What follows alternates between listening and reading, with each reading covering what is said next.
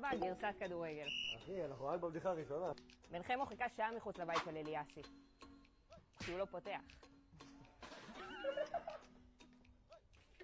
וואי, היה מצחיק, וואלה, אחלה אליאסי. למה חלב לא משחק כדורגל? כי הוא מחמיץ.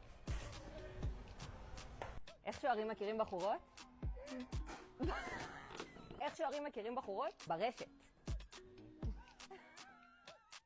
לקראת האולימפיאדה עשו לכם אימון טניס. כולם שיחקו בשקט ורק אמיר גנח. מה אומרים לשוער אחרי שהוא סופג גול? שלא תדע עוד שער. אתם נהנים עם לוזן? כי נראה שבנבחרת עד גיל 19 הם עושים עם אופיר חיים. אתם יודעים מה משותף לטינדר ולנבחרת יפן? זה שני משגברים שלא יודעים להתמסר.